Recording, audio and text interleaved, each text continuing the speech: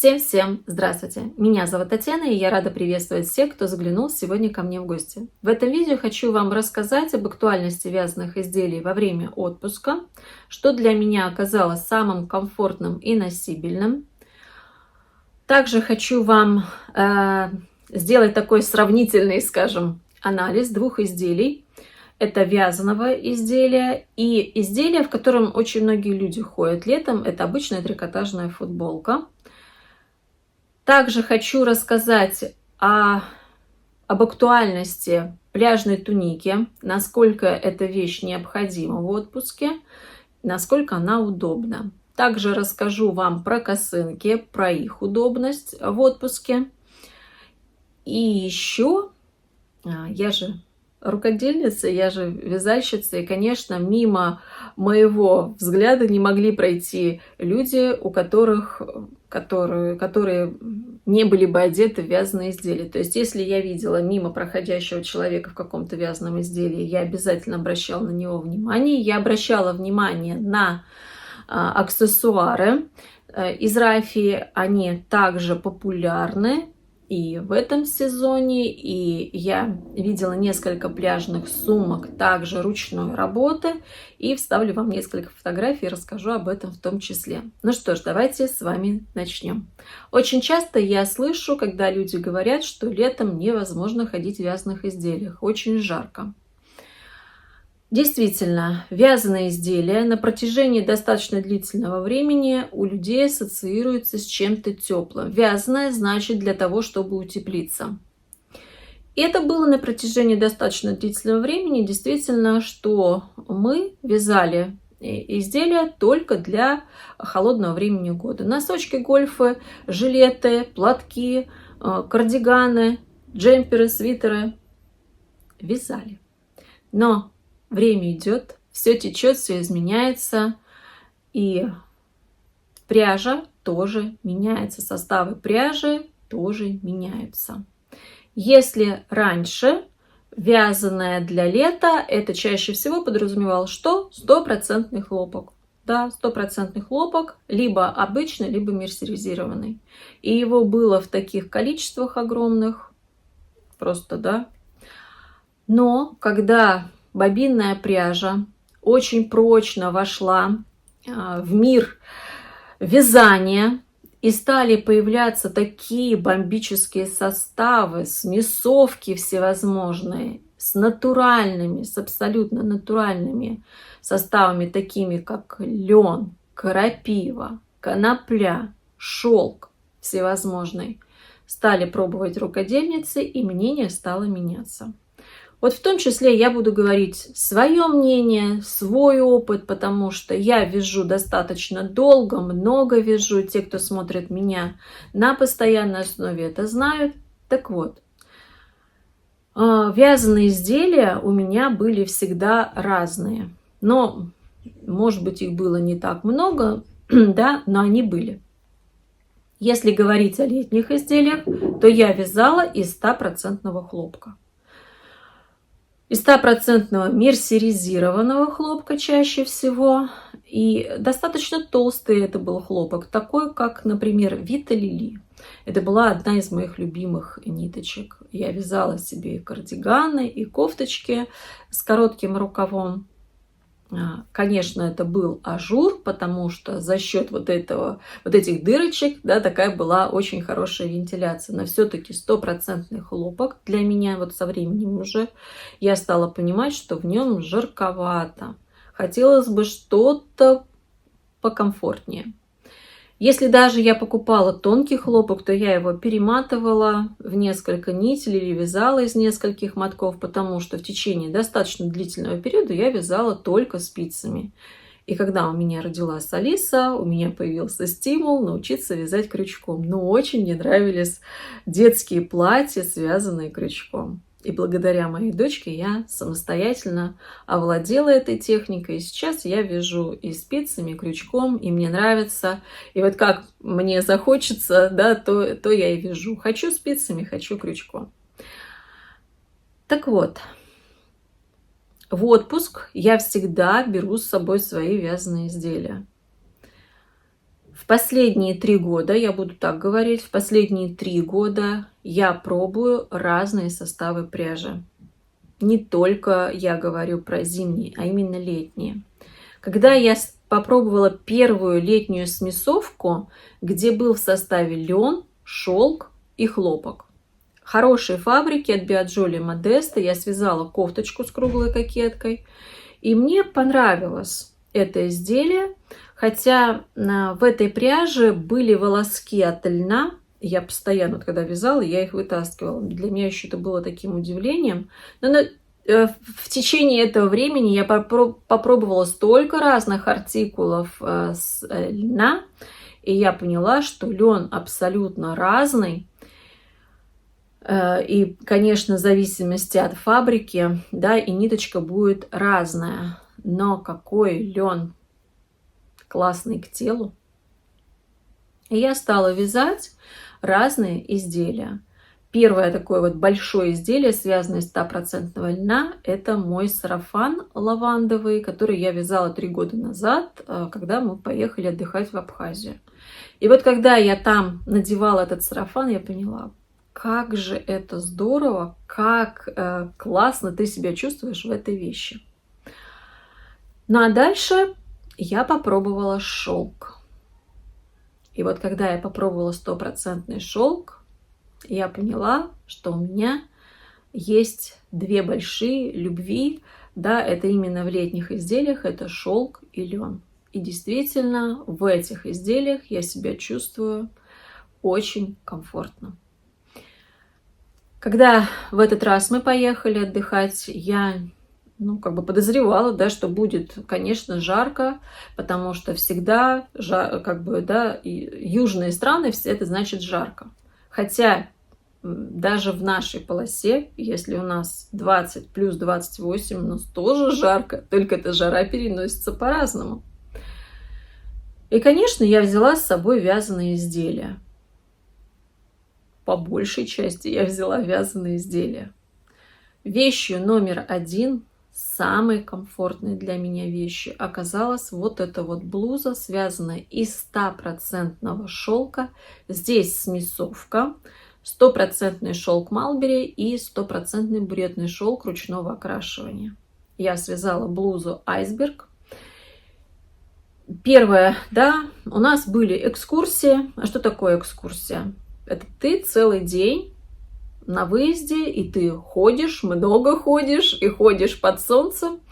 А пик солнечной активности как раз приходится где-то с 12 до 3 часов дня. И ты в это время находишься на улице. Первая экскурсия у нас была в древний город Эфес. И я сразу, без сомнений, знала, что я надену вот эту блузку. Я надела эту блузку с шортами. И вы знаете, я себя поймала только на мысли, да, про то, вот как оно мне, как я себя чувствую, когда мы поехали в дом Марии. То есть, когда уже большая часть экскурсии прошла. Настолько мне было комфортно, что я даже не задумывалась о том, жарко мне или не жарко. Мне было очень хорошо. И когда мы поехали уже в дом Марии, я говорю, вот уже прошло, большая часть дня прошла, у нас последняя остановка. Как же мне хорошо в этой блузе. Мне вообще не жарко. Куда припекало солнце? Конечно же, мы пользовались средствами защиты с высокой степенью 50. Но когда ты находишься на солнце, все равно ты загоришь. И, конечно, открытые участки тела, они, да, подвергаются как раз по большей части, да, вот солнце на них падает. Я почувствовала какой-то период вот заднюю часть шеи, вот здесь, думаю, мне бы лишь бы не припекло, потому что все-таки у меня здесь открытая часть. Я косынку то надевала, то снимала. Косынка защитит от теплового удара. Это, конечно, она справляется с этой функцией, но я не взяла в этот раз в поездку шляпу. У меня есть шляпа, такая шляпа Панама с полями. Я решила ее не брать, я набрала кучу косынок.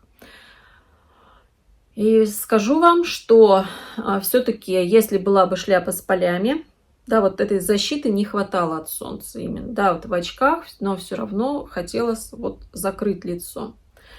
Но как бы, да, что есть, то есть. Поэтому вот это изделие, если бы у меня была еще одна такая блуза из 100% шелка, нужно было именно, чтобы это было изделие, где прикрываются плечи. Потому что вот эта вот часть открытая у меня, например, да, я думаю, что у многих людей, да, она как раз подвергается опасности, потому что сверху солнце светит, и эта часть очень хорошо припекается. Нужно было именно что-то с рукавами. Я взяла только эту блузу, ну вот с такими вот закрытыми плечами. И если бы у меня была еще одна, я бы поехала бы на вторую экскурсию тоже в шелковой блузе. Однозначно. Но у меня ничего не было, вот просто чтобы все было закрыто. Итак, номер один – это вот 100% шелк. В нем очень комфортно, не жарко, абсолютно. Потому что вот я обращала, например, внимание, а в чем ходят люди, вот, да, те, ну, не вязаным, да, а что надевают на себя люди? Часто это майки, сарафаны, ну, какие-то вот, да, трикотажные. Потом я вот смотрела, да, то есть, ну, кто-то в льняном, конечно же, тоже, в льняных изделиях достаточно тоже много было людей. Но также люди вот покупные изделия, которые имеют искусственные волокна, это тоже видно невооруженным взглядом. И люди в этом ходят прекрасно. То есть им в этом не жарко. Поэтому вот 100% шелк летом для меня это номер один.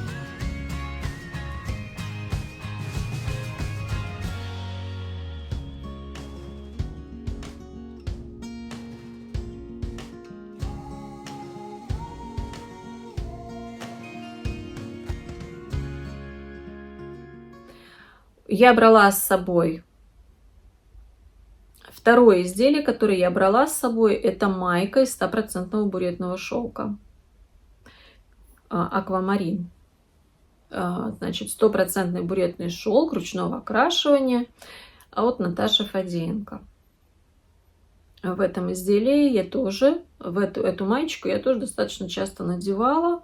Ходила, тоже как-то я себя чувствовала комфортно. Единственное, что я не выезжала, потому что все-таки там открытые плечи. А так, то есть просто ходить в этой майке, то есть я ее достаточно часто надевала. Это номер два.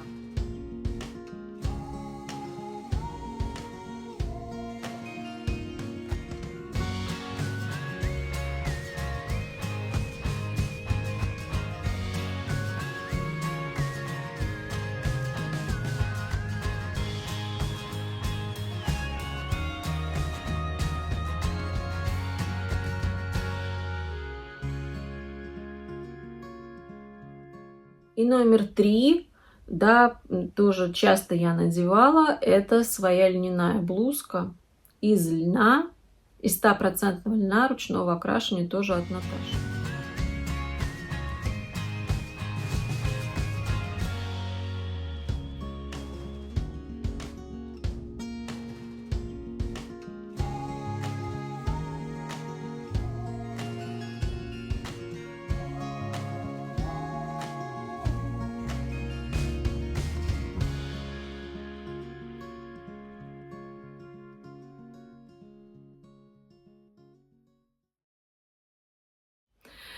И вот эту блузку я хотела надеть на во вторую свою поездку. Вот эти вот окошечки, которые я сделала на плечах, я думаю, я вот так вот загорю с этими окошечками, и так вот у меня будет такой загар. Мне этого не хотелось.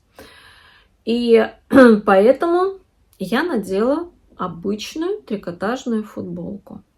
Итак, первые три вещи, которые были самыми носибельными в отпуске, я вам назвала. Блузка айсберг, майка аквамарин и блузка из 100% льна ручного окрашивания. Это вот я надевала чаще всего. И теперь давайте сравним. Потом я вам еще скажу, какие вещи я тоже также надевала. Не так часто, но я их тоже надевала. Теперь я хочу сделать такой вот сравнительный анализ двух изделий. Потому что люди говорят, что ходят в футболочках трикотажных летом. Я во вторую поездку надела трикотажную футболку. Потому что у меня была вот эта блузка, которая закрывала плечи, и футболка. Причем я ехала именно, как бы, когда мы ехали из Москвы. У нас был ночной перелет, и нужно было, да, то есть как бы оделись мы, так скажем, чтобы было комфортно. Путешествие, наша вторая экскурсия, по большей части была на воде. Мы путешествовали на катере. Катер был закрыт сверху, но здесь-то все открытое все равно. И мы делали разные остановки. То есть это в одну сторону, потом в другую сторону. Вот когда мы ехали в одну сторону, еще более или менее, как бы, да, было. Но когда мы ехали в обратную сторону, все, я стала чувствовать, что вот здесь все, что вот, да, вот прикрывается этой частью футболки, все, я чувствую, что мне очень жарко. Все, я стала чувствовать вот это напряжение. И вот мысли, знаете, когда как-то тебе не очень комфортно, все твои мысли начинают как раз блуждать в те места, где ты чувствуешь некомфорт. Как мне хотелось быстрее приехать домой и все с себя, вот это вот, снять эту футболку быстрее. Очень парко. Вот понимаете, это даже не то, что жарко, а парко. Вот я чувствовала, как будто какой-то вот парниковый эффект. Вот такое вот ощущение. Я не привираю нисколько, это мои личные наблюдения. Вот в этом изделии у меня не было такого вообще. А вот в футболке мне было очень жарко. В льняной кофточке своей я тоже себя чувствовала комфортно, превосходно. Во-первых, она тоненькая, изящная. И она получилась у меня такого вот свободного, как даже силуэт получился. Хотя я его не делала специально, просто так получилось. И настолько было тоже комфортно в этом изделии. Поэтому, когда люди говорят, что вот в футболке им не жарко, они ходят летом, а в вязаном жарко, значит, просто не пробовали другие составы более комфортные, чем хлопок. Нужно попробовать, и тогда уже, наверное, да, все-таки вы увидите это сравнение. Потому что все-таки вот то, что мы вяжем, да, оно имеет все-таки такие лазеечки для ветра, и в таких изделиях более комфортно. Что еще было у меня носибельным? Вечерами достаточно часто я надевала свою рубашку Линелла. Белые льняные брюки, рубашка. И просто я видела, как люди поворачиваются и смотрят на это. Действительно очень классно. Во-первых, ярко. Вот этот яркий такой цвет. Потом на загорелом теле, мне кажется, это еще было красиво.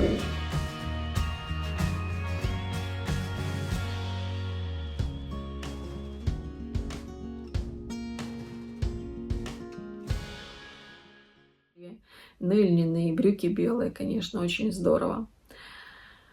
Я надевала также в самом начале отпуска, я, наверное, пару раз надевала свою розовую блузку, связанную из 100% вискозного шелка. Вот в ней мне было жарковато.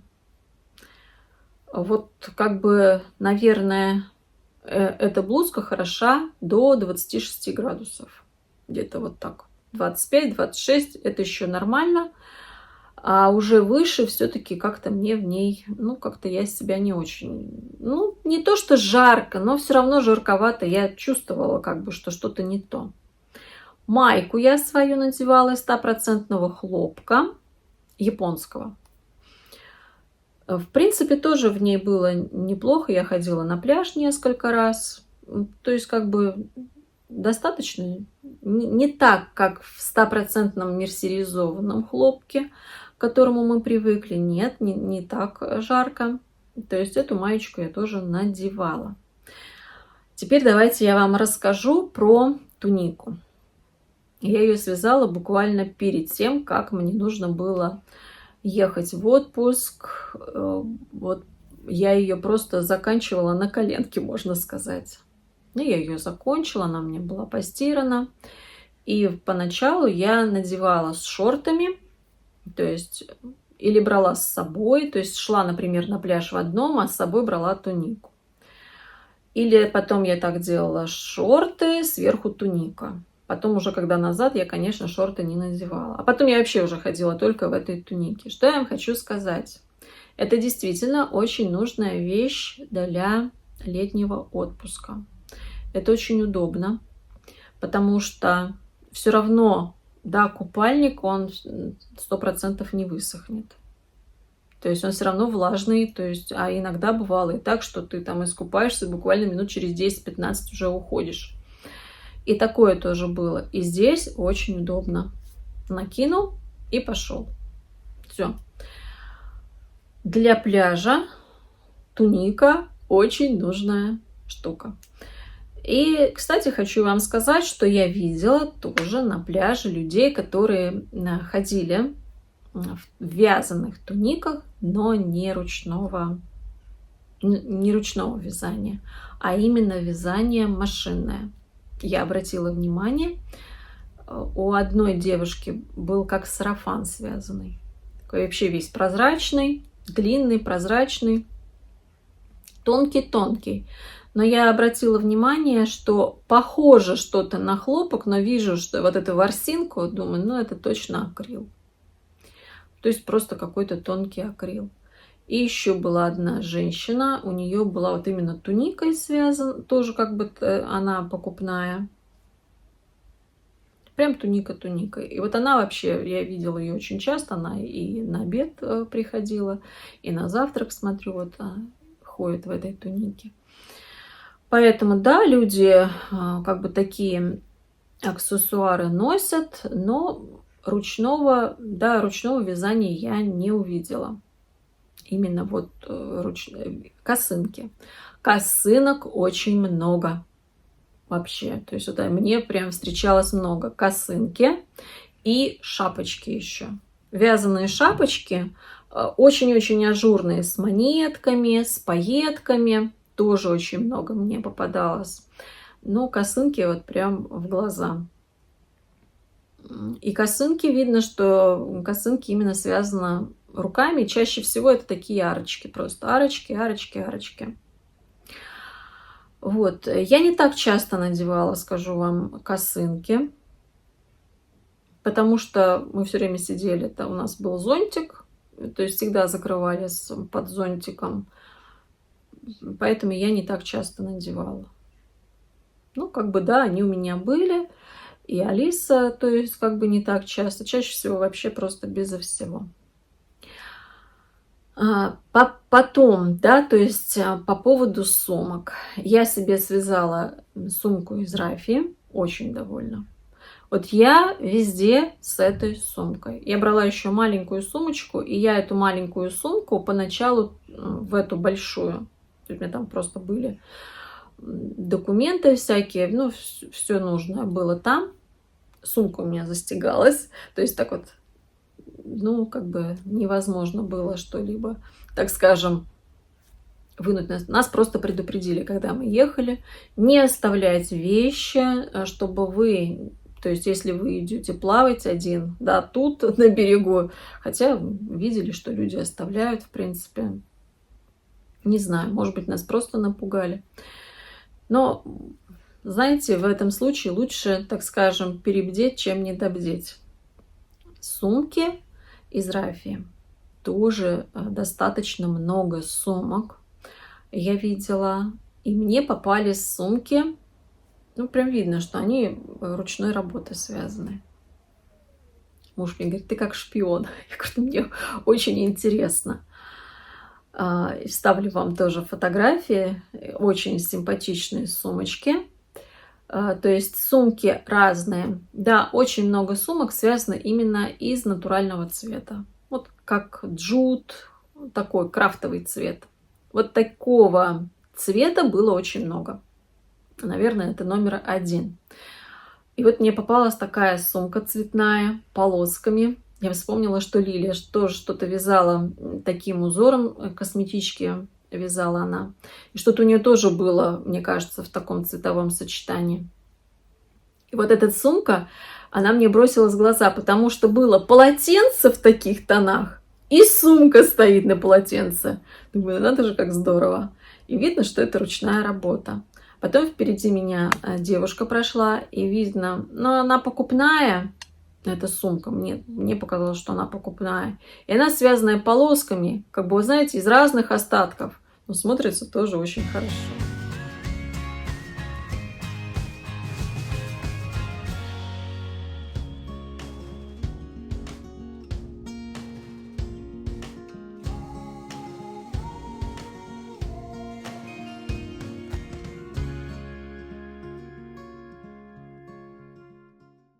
Поэтому, как идея, пожалуйста, это все тоже можно воплотить. Что я для себя, как бы, да, подчеркнула еще раз, что в отпуск брать с собой именно шелк, лен. Вот такие вот изделия, они очень носибельные. В них очень комфортно, в них не жарко. И в них очень комфортно. Сумка для меня очень удобная, я везде с ней. Везде, то есть как бы очень удобно, хорошо, да, замечательно. И, то есть все-таки на будущее, при возможности связать себе вот или панаму, или шляпу, не знаю, что там получится. Из рафии у меня остались остатки. Я не успела себе связать косметичку. Поэтому у меня два цвета, крафт и вот мой такой бело-молочный, и можно сочетать, в принципе, что-то связать. Но надо обязательно, чтобы было что-то с полями, да, если именно ехать отдыхать, чтобы лицо, да, закрывалось. Когда мы с Лилей гуляли, мне Лиля давала шляпу. Я же смеялась, похоже, говорю, я на француженку.